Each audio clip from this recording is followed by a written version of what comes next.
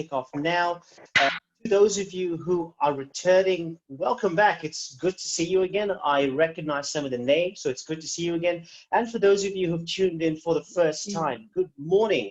If you don't know who I am, my name is Shil Shangavi, and I am delighted to host day 4 of the 5 Speakers Project.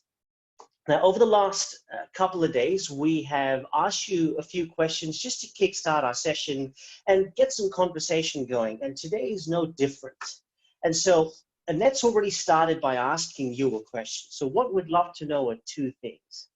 Firstly, how long have you been in business for? And it doesn't matter what sort of business you have, whether you're owner, operator, or startup, or even if you work for somebody else, how long have you been in business for? And secondly, what's your favorite morning drink? Are you a tea person? Are you a coffee person? Do you like orange juice, water?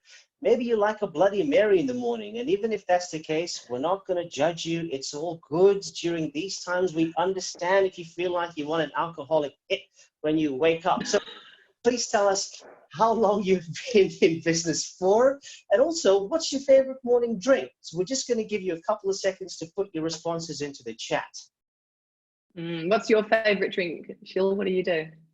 Mine is a black coffee in the morning with a protein shake. And I can see there's somebody else who said the same thing. We're having a few responses come through now. And there's a mix in terms of business longevity, in terms of the drink people enjoy in the morning. So this is great. Decaf coffee. I have a decaf in the afternoon, and I normally call that a cheat coffee. But I love the taste of the decaf. Thank you so much for giving us your responses. Look, we do this because it just gets a bit of conversation going, and it gives a really it gives a community feel to the interaction.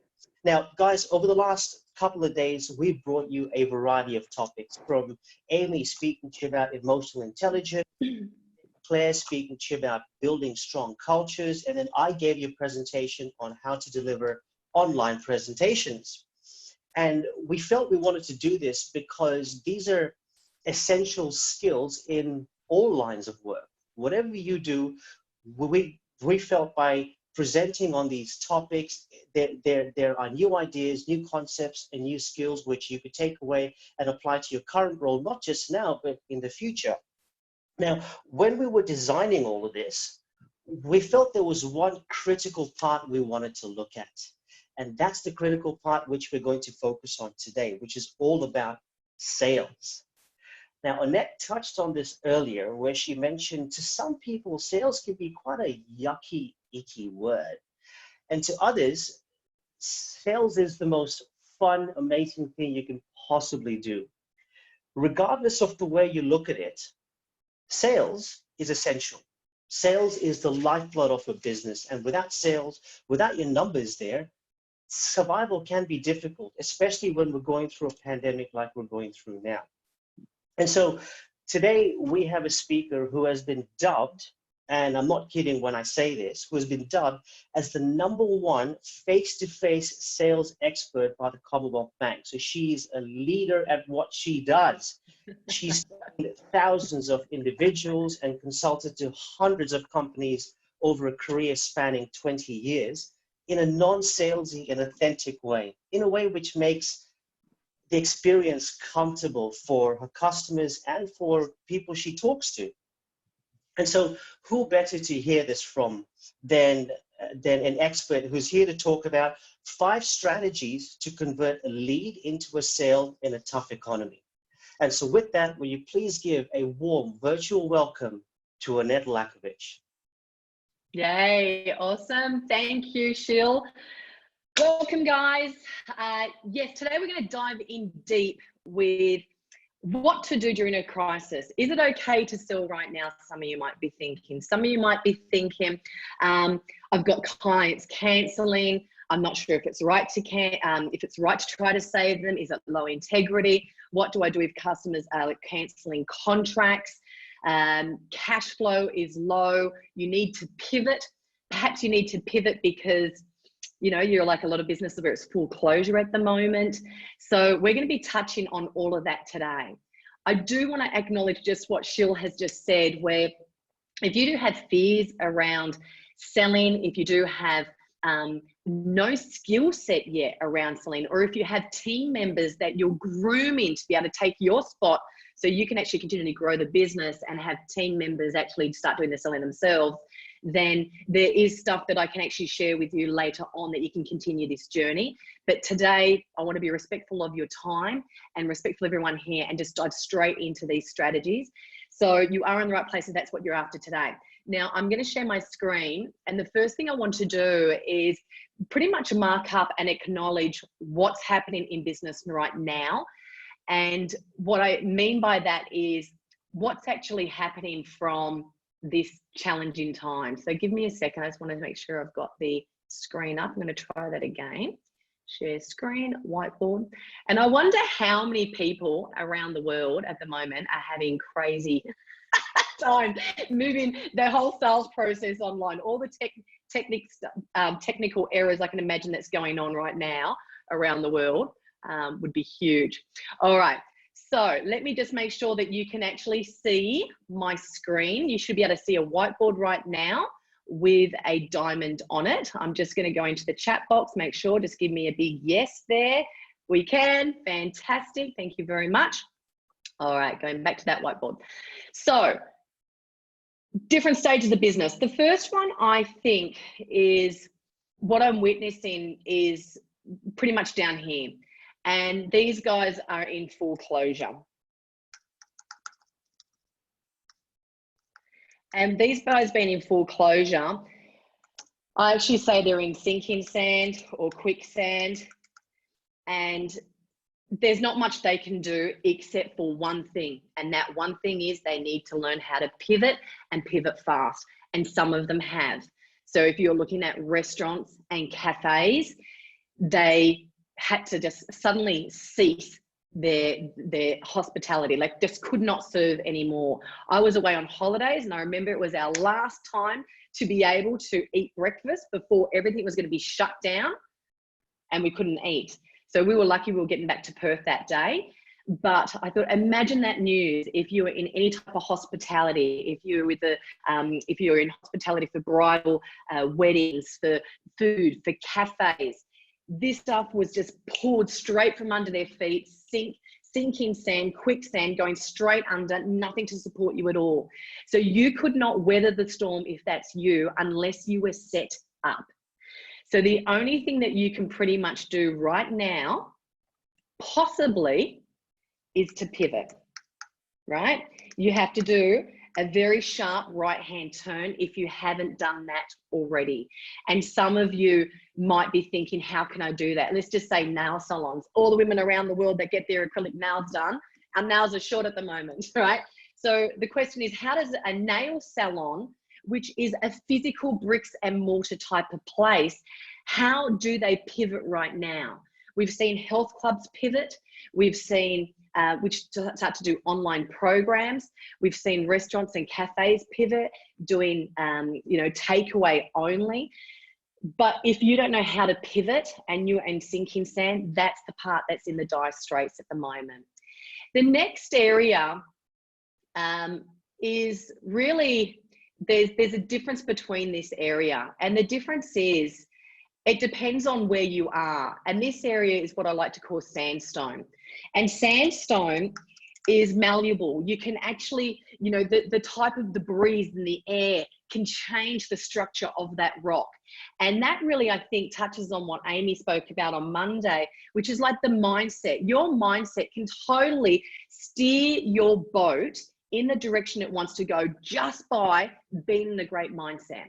Now, the other thing is that what separates this is if you are able to have some of your content already online. So maybe perhaps you were already doing things online. Perhaps you already have a fairly good cash flow and that's what's keeping you alive. Perhaps your clients are still doing a great job of serving their clients, which means you're still in business. So for us, we're with the Sales Institute, and a lot of our owners are service-based businesses. So service-based businesses, a lot of them still can function and still can do things. And because they can still do things, we can still help our clients.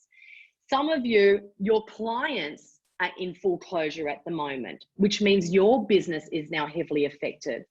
I have a very good friend of mine who does online marketing for gyms. And we know what's happened with gyms, right? All around the world, they're all full closure. That's it. No one can go in. And that's dance studios, pole studios, fitness studios, gym studios, spin studios, whatever it is, full down closure. So she's doing marketing for them. So you imagine her clientele have been ripped away and they're in quicksand. So that quickly starts to make her business in quicksand unless she does that one thing, which is pivot. So I'd love to know if you're in sandstone, if you're in full closure. Otherwise, you might be saying, hey, what's happening with the other 5%? I call these guys marble, right? They're at the 5% zone and pretty much they're killing it, right? They're out there, they're killing it. Their business is maybe in the toilet paper industry, maybe they're in hand sanitizer, or like one of our clients, we actually did a friendly to one of our clients, and you'll learn what that friendly is in a second, what that means, but did a friendly to touch base, see how they're going, and they sell home equipment. So we rang to also say, hey, we want a bike, because I have been suffering from a broken foot for the last 8 weeks. And before that, I had a bad back. So for me, I love to exercise. When you take exercise away from a fitness freak like myself, it's like the end of the world. So I was like, what can I do? Because I can't run at the moment. I need a bike. So we rang them, checked in how they're going. Before we even got to the bike conversation, she said to us, which was a massive shock, because we thought we were the only people in the world wanting bikes. She said, Annette, Peter's my husband, by the way. She said, we have shut down our website completely. We have shut it down because we had so many orders over the weekend that we do not know if we have enough stock to even support those orders, let alone be able to take new orders on. So we've actually stopped the website. Imagine that, having to stop your website. That's a great thing. And being able to serve their clients at the highest rate that they possibly can to see if they can do a stock take. So for them, they automatically just went into the 5%er. They are like solid rock right now. Now, one thing we actually did as a red flag to her, which we're going to go into because we want to be able to still serve our clients. If they need us or don't need us, we still want to be there at the forefront to be able to help them. So we actually said to her, we saw a red flag because at the moment they're doing what's called an order taking. And in sales, order taking means that you don't have to do anything. That customer is there 100% to buy. You could be a baboon, right? And you could actually close the sale. So we said to her, make sure the team don't turn into baboons in 3 months' time, 4 months' time, however long this lasts, because they're going to forget how to do the consultative selling. So still, you're too busy right now to even do role plays. But as soon as we start to come out of this and you start to have the sales slow down, your team need to go back to consultative selling and really going through how they can serve their customer. At the moment, there's no point. So they're killing it, but that's the 5%. A lot of us are in here, right? And at different levels. That's why I've got this arrow here. Some of us might just be scraping through. Some of us might be going through the pivot. And believe me, this is where we definitely need to pivot. We need to pivot here. So I'm going to just take you through just part of my slides. And I just want to make sure that you can see it. Hopefully you can see a big question mark there. Some of you might be thinking, and this is the very first strategy I'm going to give you. Some of you might be thinking, Annette, is it okay to sell? You might be sitting there, there's the baboon, right? Is it okay to sell? Will it seem out of integrity? Will I actually call them? Will it seem bad taste? That question is totally up to you. But the first thing I really want you to understand, and this is the first tip, is you need to sit back in the place of what your business, your product, your service actually does, how it serves. Because every single business that we have taught over the, God knows, 17 to 20 years between Peter and I each, I'm telling you right now, every business is serving a problem. It's a solution to your clients, your customers' needs. So you will never, ever go into creative space If you are sitting in worry and concern, and this is what's going back to Amy's workshop, and if you haven't seen it yet, I think she's actually got some recordings there, and you've got your YouTube page. So we can definitely send you the link if you get in touch with us, which is all about the mindset and how you show up right now to your business, for your creative ideas, for your team members. As a leader, you really need to take a moment, step back in and say, how does my products and services serve? How do they help? Because every product, every service is a solution to someone's problem. And that might be you just having to recalibrate your energy, recalibrate your focus. You can either focus on something good or bad per second, totally up to your control. Turn the TVs off, turn the news off. We know what's going on right now. We know how to stay safe. That is so much chaos and anxiety and negative stuff going into your world right now that you don't need if you are in quickstone or if you're in sandstone. So if you're in any of those two areas, you need to now just go, right, we know what to do. We know to sanitize. We know to do public social distancing. Now let's just focus on the business and focus on what are the results that your business has got so far. Focus on that to get yourself into that state of empowerment to really serve at the highest spot. The next thing is, the second thing is know your audience now. So I talked about the 5%er. Take a 50 minutes of power. This is what I do with my clients. We do 50 minutes of power. It's like a 50-minute sprint where you just cut off all distractions. Phones are off. Your door is closed. There's a sign on your door. You are doing 50 minutes of power. And say to yourself, who are my audience right now? Who are my 5%ers? And you want to go and segment some of your audience. Now, it doesn't mean fancy segmentation. If you're not great with your database, you don't know how to do the segmentations with funnels and all that, don't even worry about that. Simple pen and paper. I am so old school. I've always got pen and paper right next to me. Even though I could type it up, I just love to write. All I want you to do is do a brainstorm for 50 minutes. What clientele or who would it be? Who can I serve that's in that top 5%? There's still clients out there. There's still that top 5%. Like I was saying, that online fitness store, she actually said to me, if you ever told me that we would outsell the fitness industry a year ago, I would have called you crazy. She goes, I can't believe this is the right industry to be in right now. So we want to be able to segment your audience and segment it in those three sections.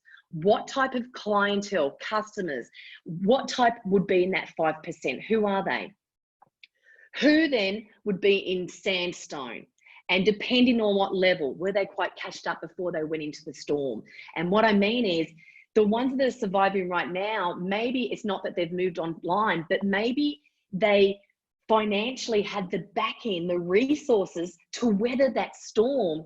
So when they're going through it, they've actually got a bit of cash to play with. They can throw money at the problem and get things quickly built online. Or some of them might be in sandstone because part of their business was already online.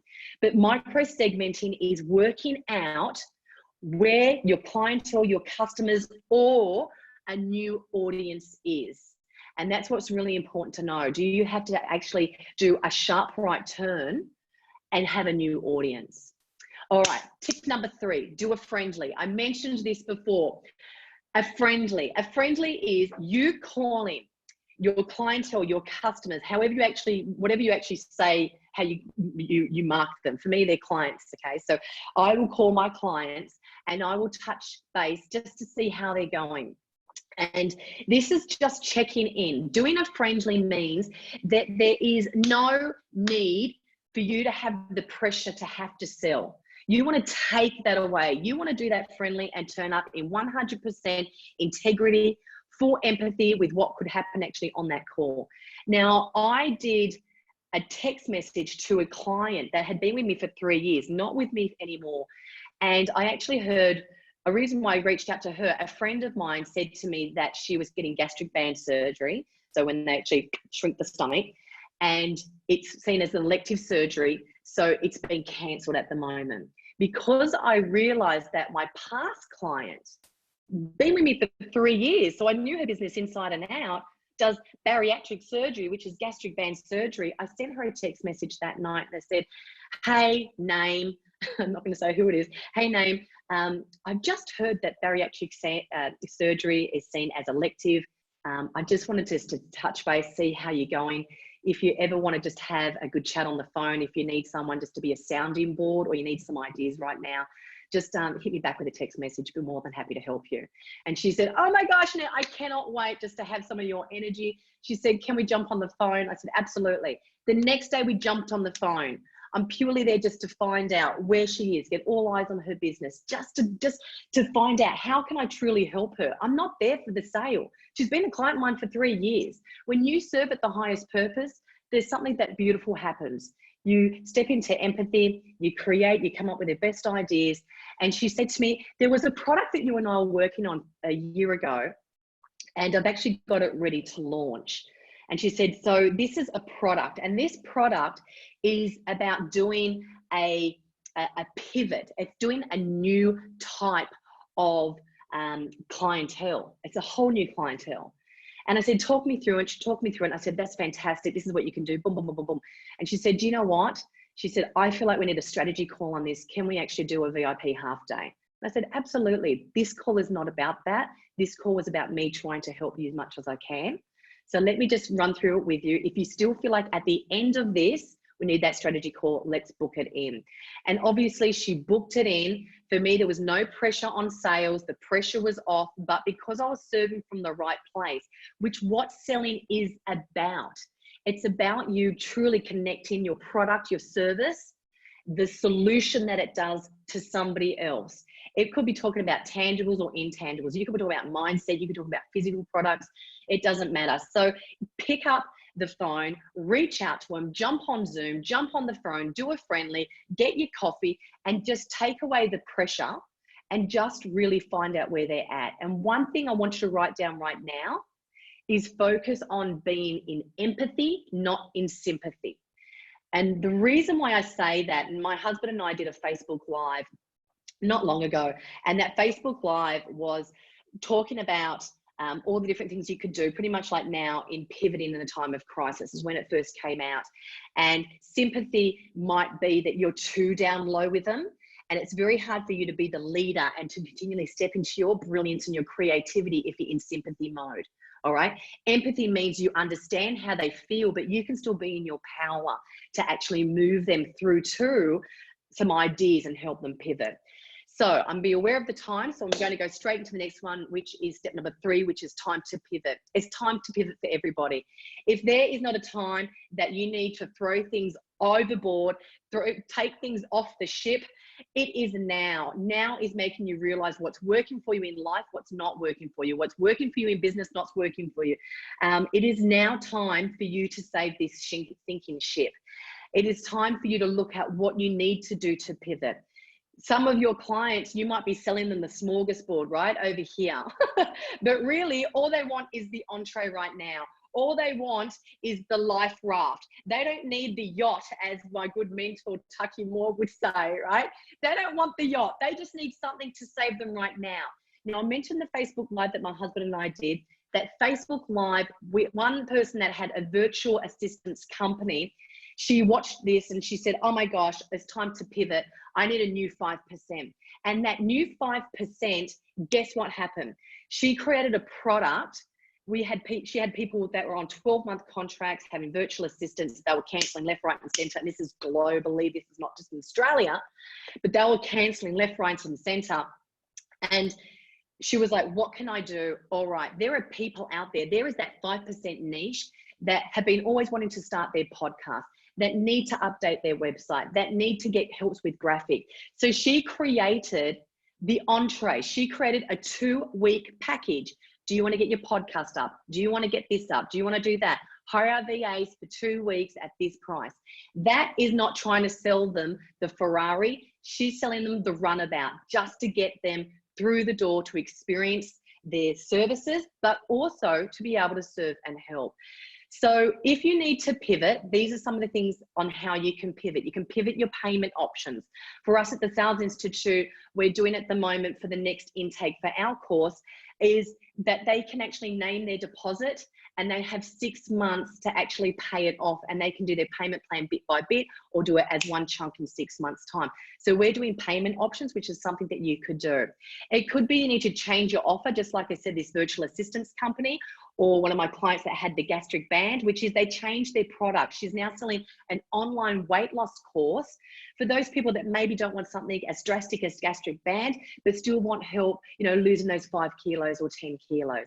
So it could be changing your offer, what you're actually offering. Changing your message. Right now, you need to step into your clientele's shoes and change the message. Meet them where they are, not where they want to be. We want to meet them where they are, then take them to an aspirational journey. And the other one is obviously every single one of us are pivoting right now, changing the way that we deliver. We used to do live events. We had half live, half online. So for us, we're like sandstone. We could easily mold and move. But some of you, you know, had to learn how to sell online, how to convert online, how to hold, you know, great meetings online. And doing that means that you have more challenges with proposals. You have, you know, worrying like, you know, do I have to lower my prices? There's all these things that we have to take into account when we sell online. And to finish up, I do want to just mark these 2 things.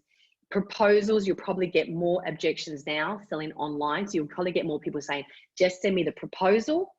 Never send the proposal unless you've got the person online. So all you need to do is say, sure, let me set up the next time. I'm going to walk you through the proposal. So if any questions you have, we can change it right there and then on the spot. So that's a nice little tip for you. And for you also, if you need to, you know, do I need to lower my prices because now I'm doing my work virtual, perhaps you're a consultant. I want you to focus on the results and the value that you give. The results and value that you give to your clients, that is why they pay for you. Okay, that is why they invest.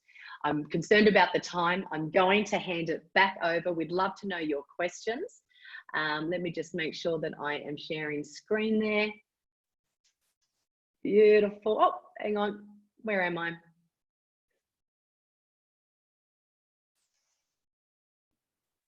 All right. How do I get back to my video? Thanks, Sheil. I'm just trying to try and find where my video is.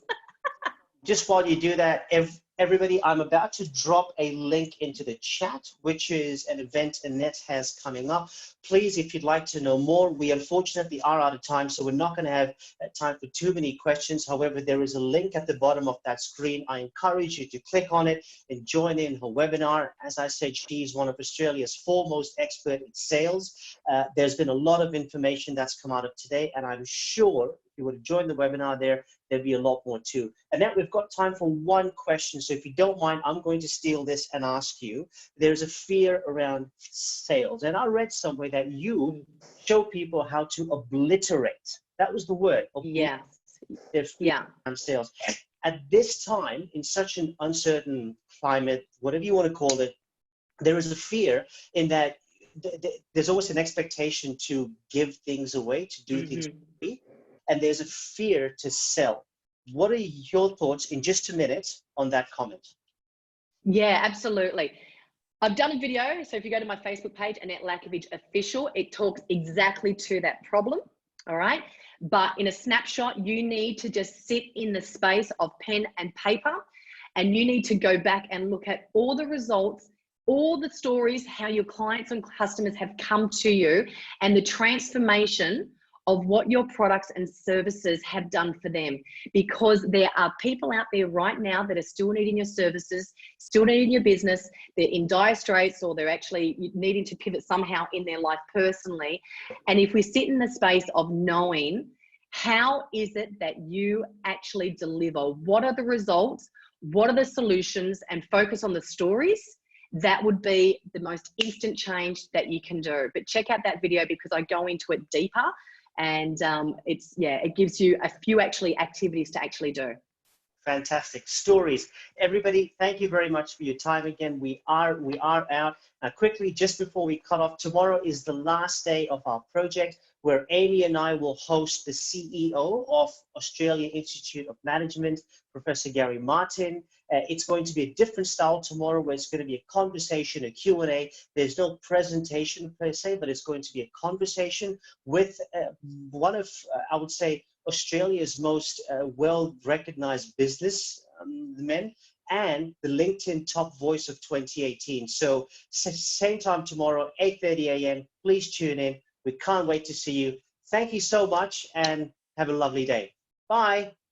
Awesome. Thanks, guys. Thanks for joining in.